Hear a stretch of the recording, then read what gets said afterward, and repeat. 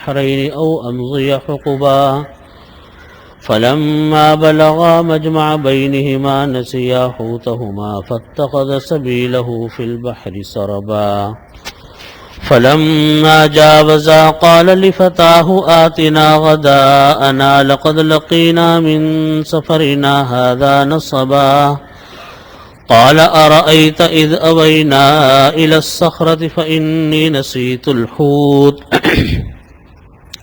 وما أنسانيه إلا الشيطان أن أذكره واتخذ سبيله في البحر عجبا قال ذلك ما كنا نبغي فارتدا على آثارهما قصصا فوجدا عبدا من عبادنا آتيناه رحمة من عندنا وعلمناه من لدنا علما قال له موسى هل أتبعك على أن تعلمني مما علمت رشدا قال إنك لن تستطيع معي صبرا وكيف تصبر على ما لم تحط به خبرا قال ستجدني إن شاء الله صابرا ولا أعصي لك أمرا قال فإن اتبعتني فلا تسألني عن شيء حتى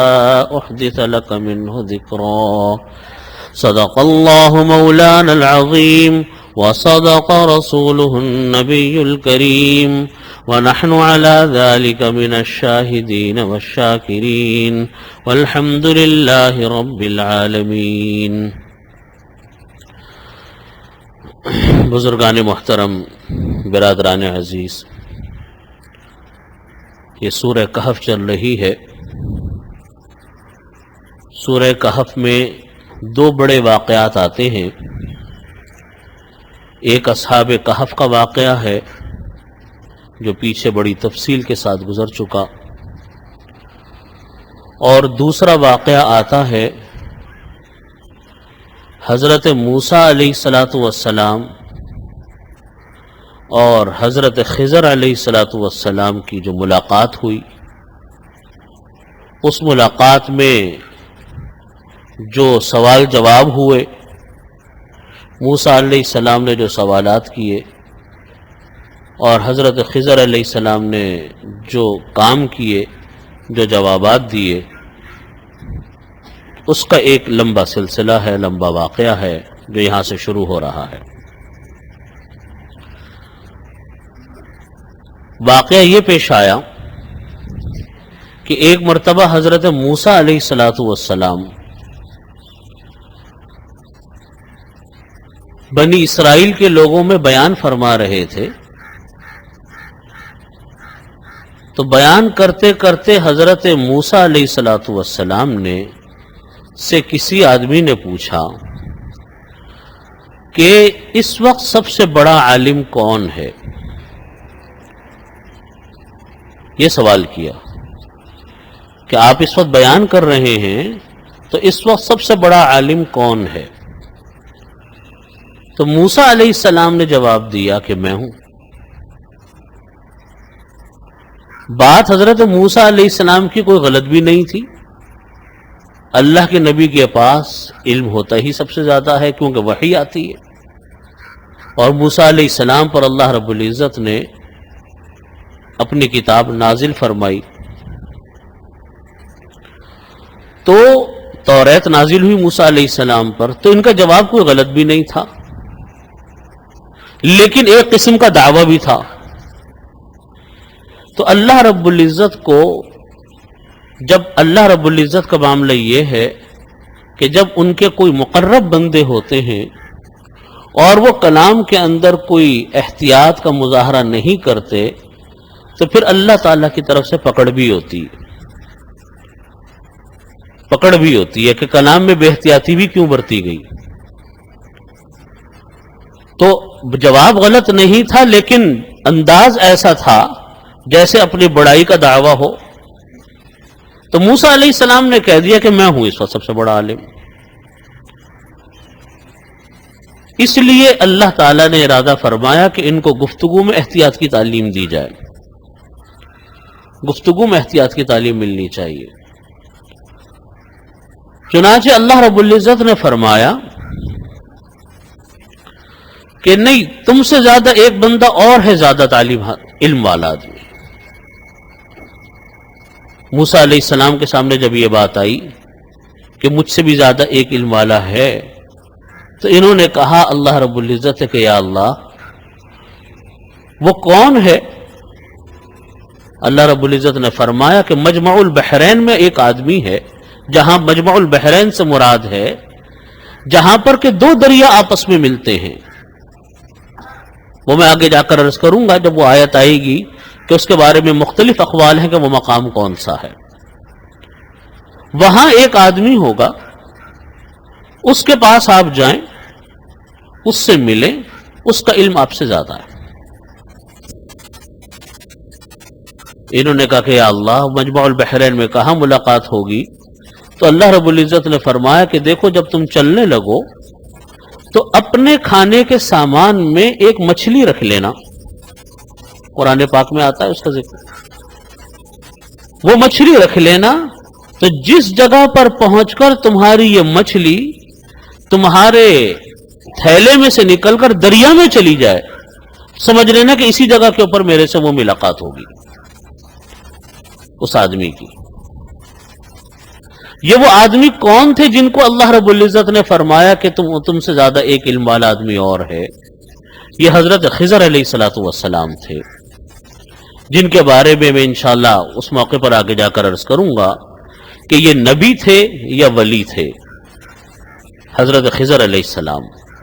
لیکن اتنی بات ہے کہ یہ تکوینیات کے بزرگ تھے، اگر ولی ہو اور اگر نبی بھی تھے تو تکوینیات کے تھے۔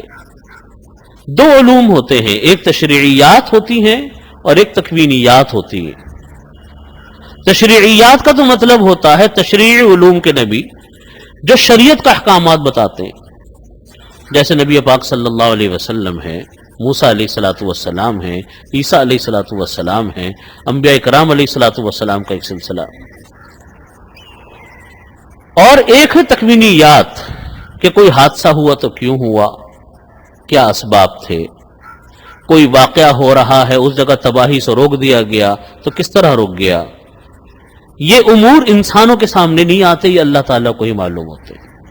کوئی بچہ اوپر سے گر رہا ہے، وہ اچانک گرنے کے باوجود بھی اس کو کچھ نہیں ہوا، دنیا حیران ہے کہ اتنے اوپر سے گرا بھی اور ہوا بھی کچھ نہیں اس کو، کن ہاتھوں نے اس کو روک لیا۔ یہ جو مخفی امور ہوتے ہیں یہ تکوینیات کہلائے جاتے ہیں۔ تو حضرت خضر علیہ السلام یہ اس کے آدمی تھے۔ تو حضرت موسیٰ علیہ السلام حضرت موسیٰ علیہ السلام کے ساتھ روانہ ہوئے۔ ان کے ساتھ جو صاحب تھے، یہ دو آدمی روانہ ہوئے، دوسرے جو تھے حضرت یوشع بن نون علیہ السلام تھے، وہ بھی اللہ کے نبی تھے۔ قرآن کریم میں واقعہ آتا ہے، مختصراً میں واقعہ عرض کر دوں پھر اپنے موقع پر تفصیل آئے گی انشاءاللہ، کہ یہ حضرت موسیٰ علیہ السلام روانہ ہوئے حضرت خضر علیہ السلام سے ملنے کے لیے، اور جگہ یہ بیان فرمائی اللہ تعالیٰ نے کہ جہاں پر دو دریا آپس میں ملتے ہیں وہاں جا کر ملاقات ہوگی، اور نشانی یہ ہوگی کہ جو تھیلے میں مچھلی ہے وہ نکل کر دریا میں چلی جائے گی، تو سمجھنا یہاں پر ملاقات ہوگی۔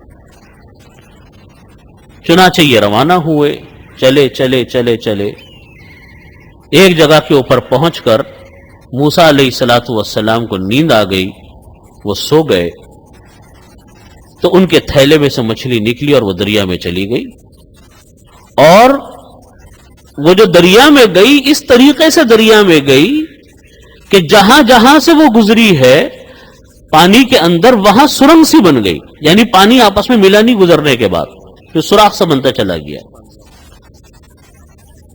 جس کو قرآن کریم نے فرمایا کہ فَاتَّخَذَ سَبِيلَهُ فِي الْبَحْرِ سَرَابًا، وہ مچھلی دریا میں چلتی رہی سرنگ بنا کر، یعنی جہاں جہاں سے گزرتی تھی سوراخ سوراخ بنتا چلا جاتا تھا۔ اللہ کی قدرت۔ تو اب حضرت یوشع بن نون نے دیکھ لیا کہ مچھلی چلی گئی، اور انہوں نے سوچا کہ میں موسیٰ علیہ السلام کو بتاؤں گا کہ وہ مچھلی دریا میں چلی گئی تاکہ پتہ چلے کہ یہی ہمیں ملنا ہے۔ یوشع بن نون علیہ السلام بھول گئے یہ بات حضرت موسیٰ علیہ السلام کے اٹھنے کے بعد کہ میں ان کو بتاؤں کہ مچھلی یہاں پر دریا میں چلی گئی نکل کر۔ اب روانہ ہو گئے سفر میں آگے، ایک دن ایک رات تک چلتے رہے پیدل۔ جب ایک دن ایک رات کے بعد آگے پہنچے تو موسیٰ علیہ السلام نے کہا کہ چلو بھائی میرے تھیلے میں سے کھانے کا سامان نکالو۔ اب ان کو یاد آیا حضرت یوشع کو کہ ہماری تو وہ مچھلی وہاں چلی گئی تھی۔ انہوں نے موسیٰ علیہ السلام کو کہا کہ مچھلی تو اتنے جہاں ہم سوئے تھے آپ وہاں وہ دریا میں چلی گئی۔ انہوں نے کہا وہی تو وہ جگہ تھی جہاں میں اس آدمی سے ملنا تھا۔ چنانچہ موسیٰ علیہ السلام نے کہا کہ واپس پلٹو اس جگہ پر۔ اب پھر ایک دن ایک رات کا سفر کر کے واپس پہنچے تو دیکھا کہ اس جگہ کے اوپر ایک صاحب چادر اوڑے ہوئے سو رہے ہیں۔ ان کی ملاقات ہوئی، پتہ چلا کہ یہی ہے حضرت خضر علیہ السلام۔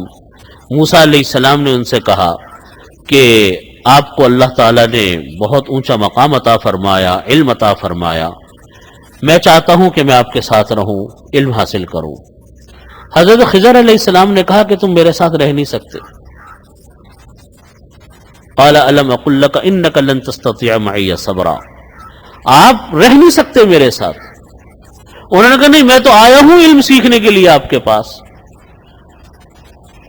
موسیٰ علیہ السلام نے فرمایا، خضر علیہ السلام نے کہا کہ اگر یہ بات ہے تو پھر میں جو کرتا رہوں میرے پر سوال نہیں کرنا کہ میں کیا کام کر رہا ہوں، میرے سے پوچھنا مت کہ آپ نے کون سا کام کیا۔ حضرت موسیٰ علیہ السلام نے کہا کہ ٹھیک ہے، آپ جو کریں گے میں سوال نہیں کروں گا۔ اب قرآن کریم میں واقعہ آتا ہے، اب موسیٰ علیہ السلام ان کے ساتھ ہو لیے حضرت خضر علیہ السلام کے ساتھ، اور حضرت خضر علیہ السلام کے ساتھ ہو کر اب چل پڑے۔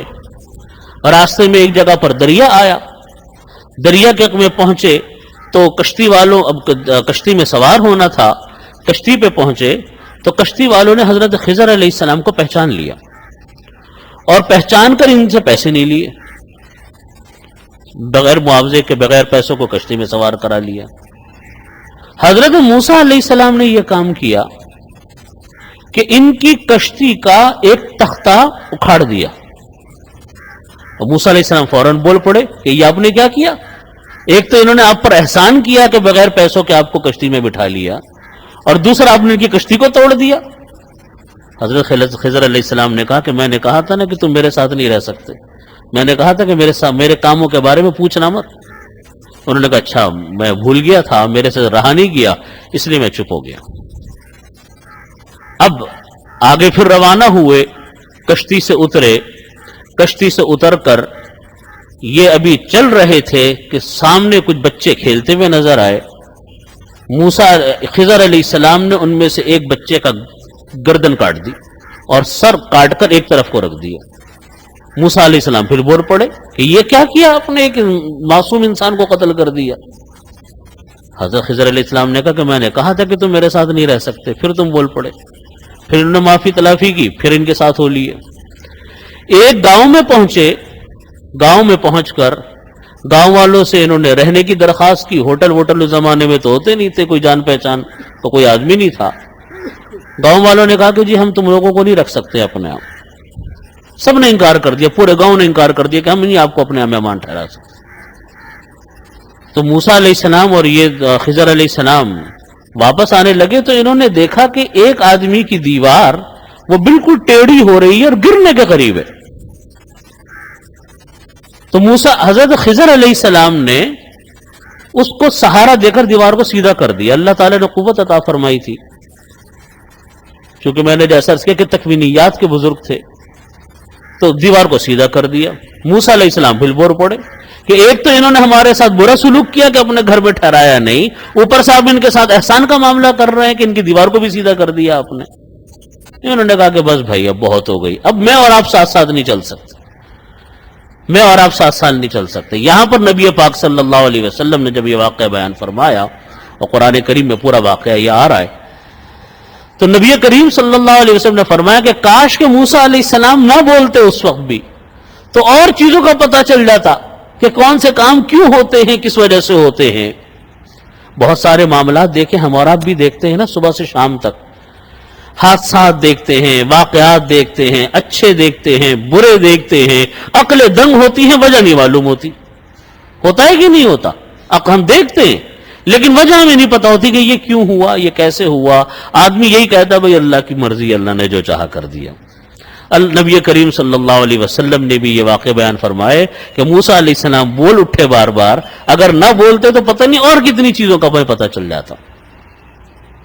یہاں پر موسیٰ علیہ السلام نے حضرت خضر علیہ السلام نے حضرت موسیٰ علیہ السلام کو کہا کہ بس ھذا فراق بینی و بینک، یہ میرے اور آپ سے جدائی کا وقت آ گیا، اور فرمایا کہ میں آپ کو وجوہات بتلاتا ہوں کہ وجوہات کیا تھی ان چیزوں کی، کہ میں نے کشتی کو کیوں توڑا، بچے کو قتل کیوں کیا، اور میں نے اس دیوار کو سہارا دے کر سیدھا کیوں کیا۔ وجہ تو میں بتاتا ہوں لیکن آئندہ آپ میرے ساتھ نہیں رہو گے۔ یہاں تک کا واقعہ ہم پڑھ لیتے ہیں، پھر انشاءاللہ آگے سلسلہ چلتا رہے گا۔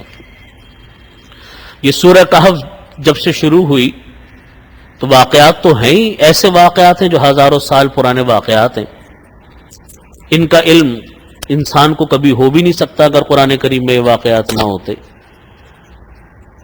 اللہ کا کرنا یہ ہوا کہ جس وقت سورہ کہف شروع ہوئی اسی درمیان میں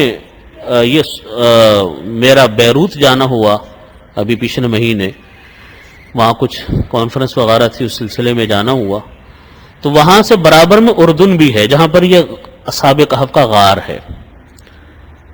تو میں نے چاہا کہ اللہ تعالیٰ مجھے وہاں کی بھی زیارت کا موقع دے دے، تو میں اردن بھی حاضری ہوئی پچھلے مہینے، اور اصحاب کہف کے غار میں بھی جانا ہو گیا۔ تو میں یہی سوچ رہا تھا کہ ادھر سورہ کہف ہماری چل رہی ہے، اللہ تعالیٰ نے اس کی برکت سے مقام بھی دیکھنے کا موقع عطا فرما دیا۔ حضرت یوشع بن نون علیہ السلام کا مزار بھی اردن عمان شہر میں بالکل مضافات میں ہے، بڑی لمبی قبر ہے حضرت یوشع بن نون علیہ السلام کی، ان کے مزار پر حاضری ہوئی۔ حضرت شعیب علیہ السلام کے مزار پر حاضری ہوئی، وادی شعیب دیکھنے کا موقع ملا۔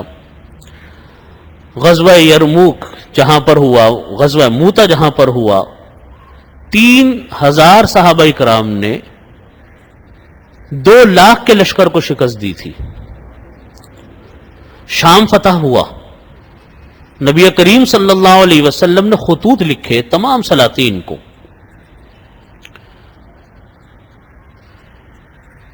ہرقل کو بھی خط لکھا اور قیصر کو بھی خط لکھا۔ ہرقل قیصر، یعنی قیصر سے مراد رومیوں کا سربراہ، یعنی یہ 2 ہی طاقتیں تھیں، کسرا یعنی فارس جس کو کسرا کہتے تھے، اور دوسرا رومی جو کہ قیصر تھا جس کا سربراہ۔ یہ 2 سپر پاور طاقتیں تھیں، جیسے آج ہمارے یہاں کا سمجھ لیجیے کہ امریکہ۔ نبی کریم صلی اللہ علیہ وسلم نے ان کو بھی خط لکھا، قیصر کو بھی لکھا، اور ادھر کسرا کو بھی لکھا، اور دنیا کے اور سلاطین کو خط لکھا۔ تو کسرا کے بادشاہ نے تو نبی کریم صلی اللہ علیہ وسلم کے والا نامے کی بڑی توہین کی، پھاڑ دیا، پیروں میں رون دیا، بہت توہین کی۔ نبی کریم صلی اللہ علیہ وسلم کو پتہ چلا کہ اس نے میرے خط کے ساتھ توہین کی ہے، تو آپ نے فرمایا کہ اذا ہلک کسرا فلا کسرا بعدہ، ایک مرتبہ کسرا کی طاقت ٹوٹ جائے کبھی دوبارہ سر نہیں اٹھا سکتی۔ چنانچہ یہی ہوا کہ ایک مرتبہ جب صحابہ کرام نے ان کو شکست دی ہے تو کسرا جو ختم ہوا آج تک اس نے سر نہیں اٹھایا۔ ادھر شام کے علاقے پر حکومت تھی قیصر کی۔ شام سے مراد آج کا ملک شام نہیں ہے، شام سے مراد 4 ملکوں کا مجموعہ ہے۔ آج کل کا موجودہ شام، اردن، لبنان اور فلسطین، یہ 4 ملکوں کا مجموعہ ملک شام ہے۔ اور نبی کریم صلی اللہ علیہ وسلم نے بڑی فضیلت فرمائی ملک شام کے بارے میں، فرمایا کہ یہ ملک شام وہ ملک ہے جس کے اوپر فرشتے ہمیشہ اپنے پر بچھایا رکھتے ہیں، اور سرسبز و شاداب زمین ہے، انبیاء اکرام علیہ السلام کی زمین ہے۔ تو قیصر نے توہین نہیں کی نبی کریم صلی اللہ علیہ وسلم کے والا نامے کی، کسرا نے تو توہین کی تھی لیکن ایمان بھی قبول نہیں کیا۔ ان کا جو اردن کا گورنر تھا اس کا نام تھا غسانی. ان کے پاس بھی نبی کریم صلی اللہ علیہ وسلم نے خط بھیجا تھا اور حضرت حارث بن عمر الازدی رضی اللہ عنہ کو ان کے پاس اپنا ایلچی بنا کر بھیجا. تو غسانی نے حضرت حارث رضی اللہ عنہ کو قتل کر دیا. تو نبی کریم صلی اللہ علیہ وسلم کو پتا چلا کہ ہمارے ایلچی کو قتل کیا گیا. آپ نے صحابہ کرام کو بلایا اور 3000 صحابہ کرام کو روانہ فرمایا اور فرمایا کہ اس کی قیادت کریں گے حضرت زید بن حارثہ رضی اللہ عنہ. اس کی قیادت کون کریں گے؟ حضرت زید بن حارثہ رضی اللہ عنہ. یہ بیان فرمایا کہ اگر یہ بھی شہید ہو جائیں تو اس کی قیادت کریں گے حضرت جعفر ابن طیار، حضرت جعفر رضی اللہ عنہ. اور اگر یہ بھی شہید ہو جائیں تو اس کی قیادت کریں گے حضرت عبداللہ ابن رواحہ رضی اللہ عنہ. اور اگر یہ بھی شہید ہو جائیں تو مسلمان اپنے مشورے سے جس کو امیر دل چاہے چن لیں. یہ غزوہ موتہ میں ہوا. 3000 کا لشکر بھیجا. یہ 3000 کا لشکر کے مقابلے میں قیصر 2 لاکھ کا لشکر لے آیا. صحابہ کرام تو حیران ہو گئے کہ ہم کیسے لڑیں گے. لیکن لمبا واقعہ ہے، یہاں اس وقت وہ واقعہ سنانا مقصود بھی نہیں، درمیان میں تذکرہ آ گیا. تو مشورہ ہوا، کسی نے کہا کہ واپس چلتے ہیں، کسی نے کہا کہ دوبارہ اطلاع بھیجتے ہیں، مزید کمک منگوائیں. حضرت عبداللہ ابن رواحہ رضی اللہ عنہ کھڑے ہوئے، انہوں نے تقریر کی اور کہا کہ دیکھو ہم یہاں جو آئے ہیں وہ شہادت کی تمنا لے کر آئے ہیں. ہم نے کبھی فتح مال و دولت کی بنیاد پر حاصل نہیں کی.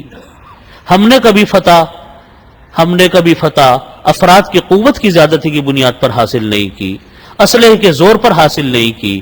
ہمیں فتح ہمیشہ ملی ہے تو اللہ رب العزت کی مہربانی سے ملی ہے. اس لیے ہمارے پاس 2 ہی راستے ہیں، یا تو شہادت یا پھر ہم غازی بن کر عزت کے ساتھ فاتح بن کر لوٹیں. بس فیصلہ ہوا کہ لڑتے ہیں. چنانچہ لڑائی شروع ہوئی. ادھر نبی کریم صلی اللہ علیہ وسلم مدینہ طیبہ میں تھے. مدینہ طیبہ میں اللہ رب العزت نے پورے میدان جنگ کا نقشہ نبی کریم صلی اللہ علیہ وسلم کے سامنے کر دیا. تو نبی کریم صلی اللہ علیہ وسلم روایات میں آتا ہے کہ مدینہ طیبہ میں بیٹھے ہوئے تھے اور فرمانے لگے کہ موتہ کے مقام پر جنگ شروع ہو گئی اور حضرت زید بن حارثہ اس وقت قیادت کر رہے ہیں. اور فرمایا کہ وہ خوب اچھی طرح لڑ رہے ہیں اور زید بن حارثہ شہید ہو گئے. اللہ رب العزت نے ان کو جنت میں پہنچا دیا اور میری آنکھیں دیکھ رہی ہیں کہ ان کے لیے سنہرا تخت بچھایا گیا ہے. فرمایا کہ اب حضرت جعفر رضی اللہ عنہ کو کمان ملی ہے اور حضرت جعفر بھی خوب لڑ رہے ہیں. فرمایا کہ میری آنکھیں دیکھ رہی ہیں کہ ان کا دایاں ہاتھ کٹ گیا. پھر فرمایا کہ میری آنکھیں دیکھ رہی ہیں کہ ان کا بایاں ہاتھ بھی کٹ گیا اور انہوں نے جھنڈا اپنے منہ سے اور اپنے جسم کے حصوں سے یوں پکڑا ہوا ہے، سمیٹا ہوا. فرماتے ہیں کہ اب یہ بھی شہید ہو گئے اور میں دیکھ رہا ہوں کہ اللہ رب العزت نے ان کو جنت میں پہنچا دیا. ان کے لیے سنہرے رنگ کا تخت بچھایا گیا. فرمایا کہ اب قیادت ملی ہے حضرت عبداللہ ابن رواحہ کو. فرماتے ہیں کہ یہ بھی خوب اچھی طرح لڑ رہے ہیں. فرمایا کہ یہ بھی شہید ہو گئے، لیکن یہ کہہ کر آپ صلی اللہ علیہ وسلم چپ ہو گئے. یہ نہیں کہا کہ جنت میں چلے گئے. صحابہ کرام منتظر رہے کہ آپ نے یہ کیوں نہیں کہا کہ جنت میں چلے گئے. پھر آپ نے فرمایا کہ نہیں، یہ بھی جنت میں چلے گئے. ان کے لیے بھی سنہرا تخت بچھایا گیا. واقعہ یہ پیش آیا تھا کہ حضرت عبداللہ ابن رواحہ رضی اللہ عنہ کو عین وقت پر کوئی تردد پیش آ گیا تھا. تیروں کی بارش ہو رہی تھی. کیا وجہ پیش آئی ہوگی کہ سوچ رہے ہوں گے کہ آگے بڑھوں پیچھے ہٹوں، آگے بڑھوں پیچھے ہٹوں. یہ جو چند لمحے کا تردد ہوا، اتنا ہی دیر ان کے جنت میں داخل جانے میں دیر لگی. تو آپ نے فرمایا کہ نہیں، وہ بھی جنت میں چلے گئے. جس وقت حضرت جعفر رضی اللہ عنہ شہید ہوئے، آپ نے فرمایا کہ اللہ تعالیٰ نے ان کے جو دونوں بازو کٹے ہیں، اس میں جنت میں اللہ تعالیٰ نے ان کے 2 بازو لگا دیے اور میں دیکھ رہا ہوں کہ یہ جنت میں اڑتے پھر رہے ہیں. اس لیے حضرت جعفر کے نام کے ساتھ طیار لگایا جاتا ہے. جعفر طیار، یہ لقب ان کو وہیں ملا تھا غزوہ موتہ میں شہادت کے موقع پر. اور پھر فرمایا کہ مسلمانوں نے اب اپنا کمان دی ہے خالد بن ولید رضی اللہ عنہ کو، اور فرمایا کہ خالد تو خالد ہیں، یہ سیف من سیوف اللہ ہیں۔ یہاں پر نبی کریم صلی اللہ علیہ وسلم نے حضرت خالد کو لقب دیا ہے سیف اللہ کا۔ اسی لیے حضرت خالد رضی اللہ عنہ کی جب شہادت کی جب موت کا وقت آیا تو فرماتے تھے، روتے تھے، فرماتے تھے کہ میرے جسم کا کوئی حصہ ایسا نہیں جو زخمی نہ ہوا ہو اللہ کے راستے میں، لیکن آج میں بستر کے اوپر مر رہا ہوں۔ محدثین لکھتے ہیں کہ بات یہ نہیں ہے، بات یہ ہے کہ اللہ نے ان کے ہر زخم کے بدلے میں ان کو شہادت کا مرتبہ دیا ہے، اور بات یہ ہے کہ ان کو کوئی کافر قتل کر ہی نہیں سکتا تھا۔ وجہ اس کی یہ ہے کہ کافر کیسے قتل کر سکتا تھا جب اللہ کے نبی صلی اللہ علیہ وسلم نے ان کو کہا کہ یہ اللہ کی تلوار ہے؟ تو اللہ کی تلوار کو قتل کرنے کا مطلب ہے کہ اللہ کی تلوار ٹوٹ گئی۔ اللہ کی تلوار تو کبھی ٹوٹ نہیں سکتی، وہ تو بلند ہوتی ہے، نیچے تو نہیں آتی۔ تو وہ مقام تھا غزوہ موتا کا جہاں اللہ تعالیٰ نے اس میں سفر میں حاضری فرمائی۔ وہاں کے لوگ بہت تسلسل سے یہ بات بیان کرتے ہیں کہ ہر روز فجر کی نماز کے تہجد کے قریب یہاں پر گھوڑوں کے ہنہنانے کی، تلواروں کی جھنکاروں کی اور گھوڑے کی ٹاپوں کی آوازیں روزانہ آتی تھی۔ لیکن کہتے ہیں کہ کچھ عرصے پہلے یہاں پر جو یونیورسٹی بن گئی تو اس کے بعد سے یہ سلسلہ رک گیا۔ تو یہ ملک شام کی فتح کا آغاز یہاں سے ہوا ہے، غزوہ موتا سے۔ بحر میت یہاں پر ہے۔ بحر میت وہ جگہ تھی جہاں پر اللہ نے قوم لوط کو لا کر پھینکا تھا اور دفن کیا تھا۔ آج بھی وہ جب دفن کیا ان کی آبادی کو نیچے گرایا تو نیچے سے پانی نکل آیا، اس سے یہ بحر میت بنا ہے۔ نام اس کا میت اس لیے پڑا کہ اس کے اندر آج بھی کوئی جاندار زندہ نہیں رہ سکتا۔ تو اللہ تعالیٰ نے سورہ ان مقامات کا فرمایا۔ اللہ تعالیٰ ان مقامات کی برکتوں سے ہمیں سب کو مالا مال فرمائے۔ حقیقت یہ ہے کہ اس پورے خطے کے اندر جو اسلام نظر آتا ہے یہ ان صحابہ اکرام کی بے تحاشا قربانیوں کی وجہ سے نظر آتا ہے۔ پھر ایک غزوہ تھوڑی ہوا، غزوہ موتا ہوا، پھر جیش اسامہ گیا، پھر نبی کریم صلی اللہ علیہ وسلم غزوہ تبوک میں تشریف لے گئے، پھر غزوہ یرموک ہوا ہے۔ یہ 4 جنگیں ہوئی ہیں تو کہیں جا کر ملک شام فتح ہوا ہے۔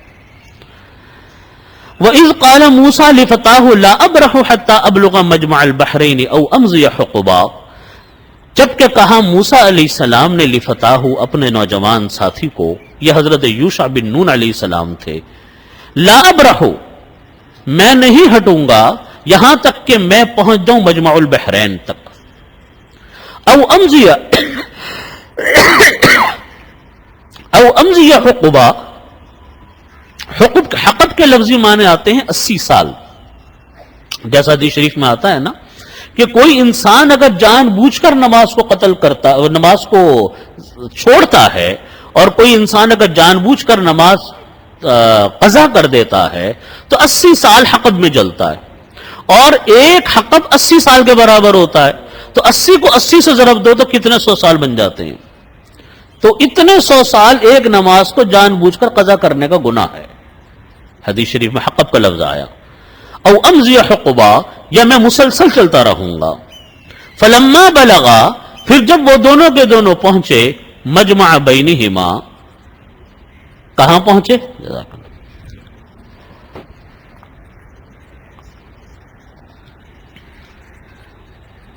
فلما بلغا، پھر جب وہ دونوں کے دونوں پہنچے مجمع بینہما، دونوں دریا کے ملاپ کی جگہ پر پہنچے، نسیا حوتہما، تو وہ دونوں کے دونوں اپنی مچھلی کو بھول گئے، فاتخذ سبیلہ فی البحر سربا، اور وہ جو مچھلی ہے وہ دریا میں اس طرح چل رہی تھی سرنگ بناتی ہوئی، یعنی وہ پانی آپس میں ملتا نہیں تھا۔ اللہ کی قدرت آپ دیکھیے کہ وہ مچھلی کو اللہ تعالیٰ نے کیسے قدرت عطا فرمائی۔ اللہ اکبر۔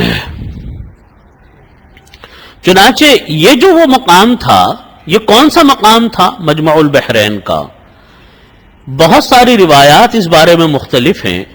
بعض حضرات نے فرمایا کہ یہ جو جگہ تھی جہاں پر کہ یہ مچھلی جو ہے نکل کر چلی گئی، پہلا سوال یہاں پر یہ ہوا کہ یہ مچھلی کون سی تھی؟ مچھلی کون سی ہونے کا مطلب یہ ہے کہ وہ مچھلی جو کہ حضرت موسیٰ علیہ السلام نے کھانے کے لیے رکھی تھی وہی دریا میں چلی گئی. اس کے بارے میں 3 روایتیں ہیں.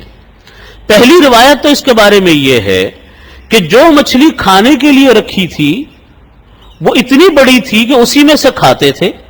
ایک جانب اس کی کھا لی گئی تھی، پھر وہی مچھلی دریا میں چلی گئی. چنانچہ ابن عطیہ رحمت اللہ علیہ اپنے واقعہ علمت میں لکھتے ہیں کہ میں نے وہ مچھلی دیکھی ہے دریا کے اندر جو ایک طرف سے اس کا گوشت نہیں تھا اور ایک طرف سے اس کا گوشت تھا، وہ سمندر میں چل رہی تھی. وہ آدھا حصہ حضرت موسیٰ علیہ السلام نے اس کو کھایا اور حضرت یوشع علیہ السلام نے کھایا. دوسرا قول یہ ہے کہ نہیں، یہ مچھلی بالکل علیحدہ مچھلی تھی، یہ دوسری مچھلی سے مختلف تھی. اور تیسرا قول یہ ہے کہ نہیں، وہ مچھلی تھی لیکن کھائے بغیر ہی وہ دریا کے اندر چلی گئی. تو اس کے بارے میں اقوال مختلف ہیں وہ جگہ کون سی ہے. مجمع البحرین سے مراد یہی ہوتا ہے جہاں پر آ کر 2 دریا آپس میں ملتے ہیں. چنانچہ بعض حضرات نے لکھا کہ بحر فارس اور روم جہاں پر آ کر ملتے ہیں یہ وہ جگہ تھی. ابن عطیہ رحمت اللہ علیہ نے کہا کہ آذربائیجان کے قریب ایک جگہ ہے وہ جگہ تھی. تیسرا قول یہ ہے کہ بحر قلزم اور بحر اردن جہاں پر آ کر ملتے ہیں وہاں تھی. حضرت ابی بن کعب رضی اللہ عنہ سے منقول ہے کہ جگہ افریقہ میں تھی. افریقہ کے اندر بھی کیپ ٹاؤن میں 2 سمندر آ کر مل رہے ہوتے ہیں، ایک طرف سے اوقیانوس ملتا ہے اور دوسری طرف سے بحر یہ ہند آ کر ملتا ہے، انڈین اوشن آ کر ملتا ہے. بحر اوقیانوس سے مراد ہے اٹلانٹک اوشن اور بحر ہند سے مراد ہے انڈین اوشن. یہ دونوں آ کر مل رہے ہوتے ہیں. غالباً وہ جگہ ہو، واللہ عالم. کسی نے آرمینیا بتلایا، کسی نے بحر اندلس جہاں بحر محیط آپس میں ملتا ہے وہ بیان کی ہے جگہ. خلاصہ یہ ہے کہ بات اتنی پرانی ہے کہ اقوال اس جگہ کے بارے میں مختلف ہیں. فلما جاوزا قال لفتاہ آتنا غداءنا، پھر جب یہ دونوں چلے وہاں سے اور ایک دن ایک رات کا سفر کر لیا تو حضرت موسیٰ علیہ السلام نے کہا کہ لاؤ میرے لیے دوپہر کا کھانا لے کر آؤ. لقد لقینا من سفرنا ھذا نصبا، مجھ کو تو اس سفر میں بہت تھکن محسوس ہو گئی. ورنہ حضرت موسیٰ علیہ السلام کے بارے میں لکھا ہے کہ ان کو تھکن وکن نہیں ہوتی تھی، بہت تندرست توانا، بڑے محنت کش تھے. لیکن وہاں اللہ تعالیٰ کو اس بات کا احساس دلانا مقصود ہوگا کہ آپ کو واپس پلٹنا ہے، اس لیے انہوں نے کہا بھئی کھانا لے کر آؤ تاکہ میں کچھ کھا پی لوں، میں تھک گیا بہت زیادہ. تو اب یہاں پر حضرت یوشع بن نون علیہ السلام کو یہ بات یاد آئی کہ ہم تو اس مچھلی کو ایک دن ایک رات پہلے ہی ایک جگہ پر چھوڑ کر آ گئے تھے اور میں بتانا بھول گیا. قال ارأیت اذ اوینا الی الصخرۃ فانی نسیت الحوت، انہوں نے کہا کہ آپ کا کیا خیال ہے جب ہم تھے اس ایک بڑے چٹان کے پاس آرام کر رہے تھے تو وہاں مچھلی دریا میں چلی گئی اور میں بھول گیا مچھلی کے بارے میں بتلانا. وما انسانی الا الشیطان، مجھ کو اس چیز نے نہیں، مجھے یہ بات بتلانا جو بھولا ہوں یہ شیطان کی وجہ سے بھول گیا کہ میں نے یہ بات آپ کو بیان نہیں کی. واتخذ سبیلہ فی البحر عجبا، اور اس نے دریا میں اپنا عجیب طریقے سے راستہ بنا لیا تھا مچھلی نے. قال ذلك ما كنا نبغي فارتد على اثارهما قصصا، حضرت موسیٰ علیہ السلام نے کہا یہی تو وہ جگہ تھی مچھلی جہاں اب دریا میں گئی ہے. ما كنا نبغي، جس جگہ کی ہم تلاش میں تھے.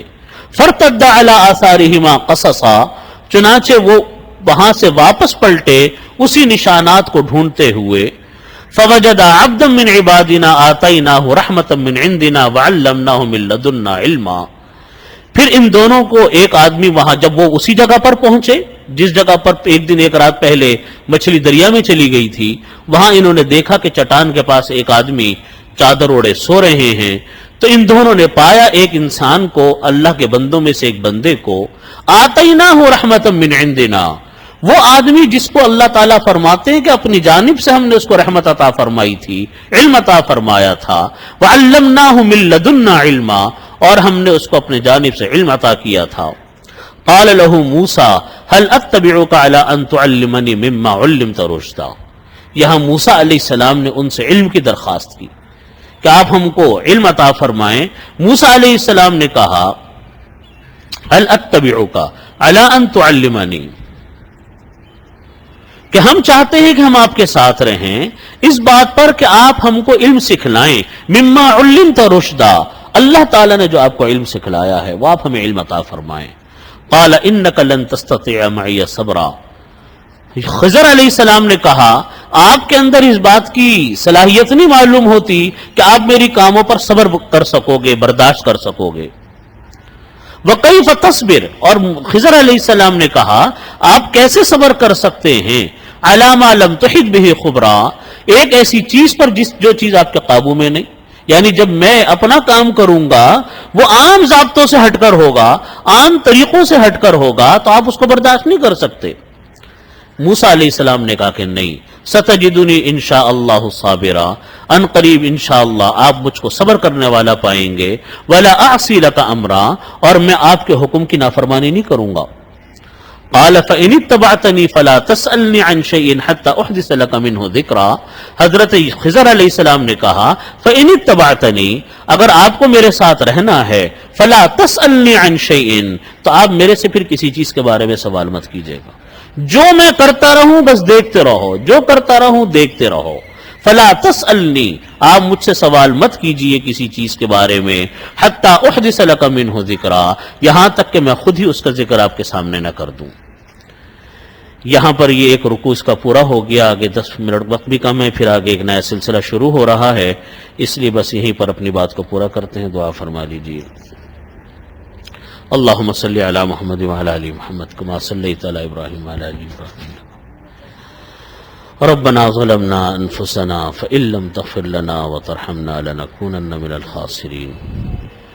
اللہم احسن عاقبتنا فی الامور کلها وأجرنا من خزي الدنيا وعذاب الآخرة۔ اللهم إنا نجعلك في نحورهم ونعوذ بك من شرورهم۔ يا حي يا قيوم برحمتك أستغيث أصلح لنا شأننا كله ولا تكلنا إلى أنفسنا طرفة عين۔ اللهم إنا نسألك تمام العافية ونسألك دوام العافية ونسألك الشکر علی العافیہ ونسألك الغنى عن الناس۔ یا اللہ ہمارے تمام گناہوں کو معاف فرما، یا اللہ ہمارے تمام صغیرہ کبیرہ گناہوں کی مغفرت فرما، یا اللہ ہم کو ہر طرح کی عافیت عطا فرما، ہر طرح کا سکون عطا فرما، چین عطا فرما، یا اللہ ہم سب پر اپنی رحمت کاملہ نازل فرما، یا اللہ دین اور دنیا کی ہر خیر عطا فرما، اس کے ہر شر سے ہماری حفاظت فرما، یا اللہ یا ارحم الراحمین تمام مقروضوں کے قرضوں کو ادا فرما، یا اللہ جو بے روزگار ہیں ان کو حلال روزگار عطا فرما، یا اللہ جو برسر روزگار ہیں ان کو حلال آمدنی میں اور اضافہ فرما، یا اللہ جو بیمار ہیں ان کو شفا کامل نصیب فرما، یا اللہ قرآن پاک سمجھنے کی توفیق عطا فرما، اس کی فہم ہم سب کو عطا فرما، اس پر عمل کی توفیق عطا فرما، یا اللہ نبی کریم صلی اللہ علیہ وسلم کے احادیث کو سمجھنے کی توفیق عطا فرما، اس پر عمل کی توفیق عطا فرما، اس کے مطابق اپنی زندگیوں کو ڈھالنے کی توفیق عطا فرما۔ ربنا تقبل منا انک انت السمیع العلیم وتب علینا انک انت التواب الرحیم۔ اللہم صلی علی محمد۔